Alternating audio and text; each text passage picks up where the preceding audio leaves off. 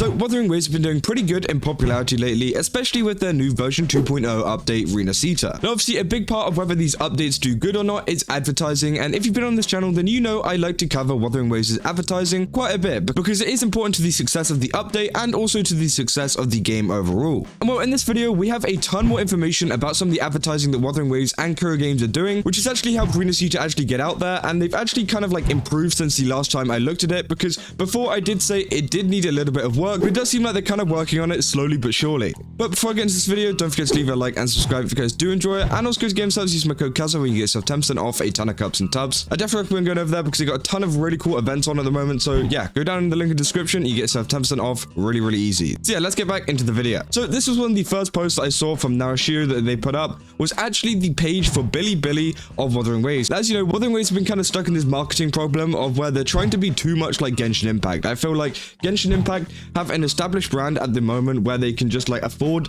to kind of like loosely just post some pretty boring advertising things and kind of get away with it because, you know, they're that big. Whereas Wuthering Waves, I feel like just don't have that kind of power yet to do things like that. Now, yeah, maybe they could in the future, but whenever you're trying to promote a lot of, you know, new stuff, especially version 2.0, I feel like you've got to do something a little bit more than just posting some characters and a couple of like little trailer things.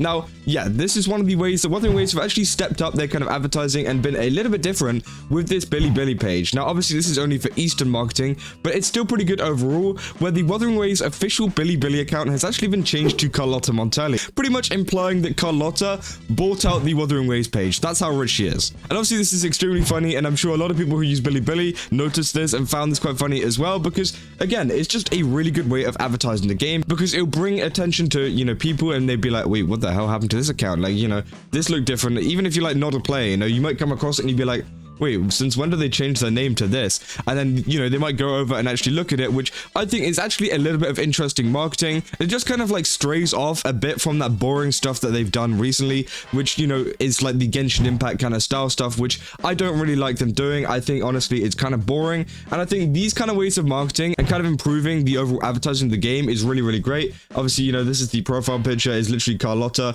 which is extremely funny. And it seems like, you know, a lot of people have been really enjoying that.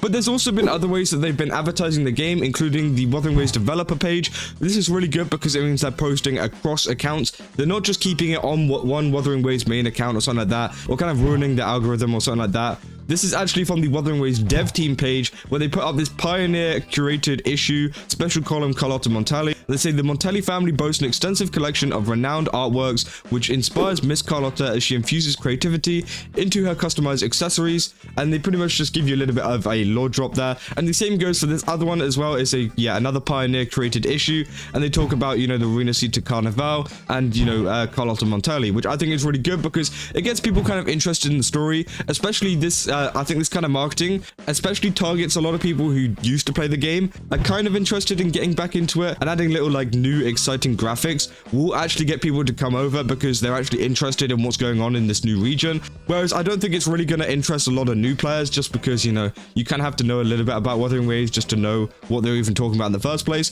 But it is really cool, and it does seem like, you know, it is working because, you know, Rinascita is doing so well, and we will go into, you know, whether it's working or not. Now, obviously, the next one as well, Twitch drops, which is something that I always talk about in every single advertising video.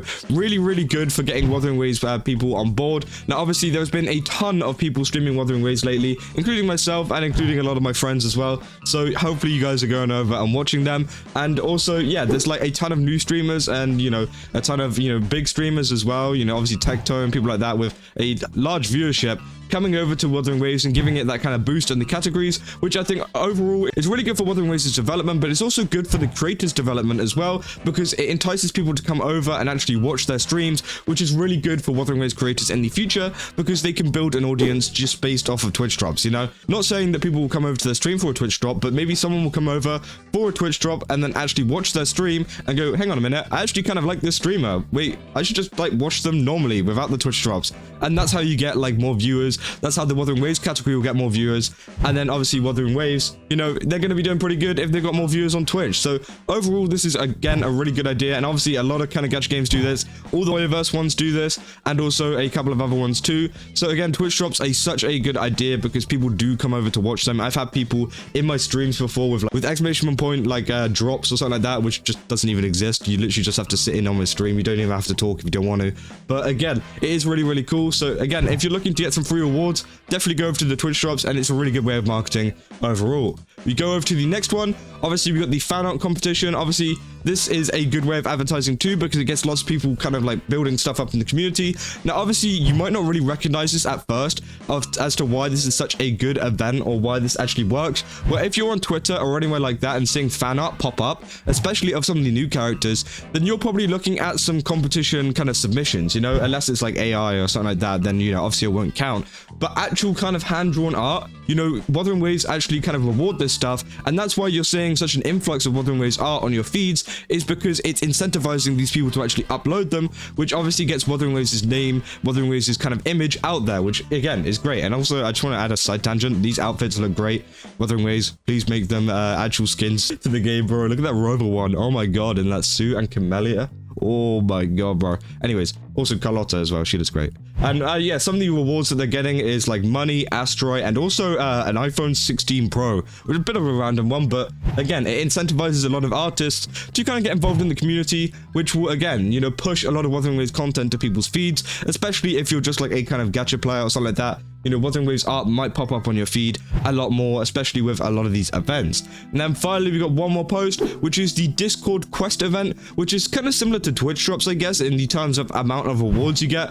But I thought this is a really good idea, as, you know, Genshin Impact again have done this in the past, and a couple of other kind of gacha games have as well. And pretty much you're gonna like complete some kind of quests. If you've got Discord, you kind of link up your account, and you can get yourself some free asteroids, some free advanced energy core and stuff. And they actually do promote this on the Discord app, so even if you don't really play Wuthering Waves, or you've never even heard of it, it might actually pop up on your Discord, which again I think is really good for advertising to new players. And again, it will get people who've played before coming back as well, because they think, oh wait, I can get some free rewards just by like doing some quests on Discord. Hell yeah, I'll come back, I'll install the game, I'll try it out. It looks pretty good anyways, and hopefully that really good gameplay from Rinascita is going to keep them in there, because all of these ways of like kind of advertising are ways of getting people in. And I think honestly, with version 2.0 and the Rinascita update, that's going to be what keeps people sticking. That's going to be what keeps people just playing the game overall, is how good the actual update is. Because, you know, you could have all of this kind of advertising stuff but have a really bad game and no one's going to play the game. Whereas this, they've actually got a good kind of set of advertising, but also the game is really good,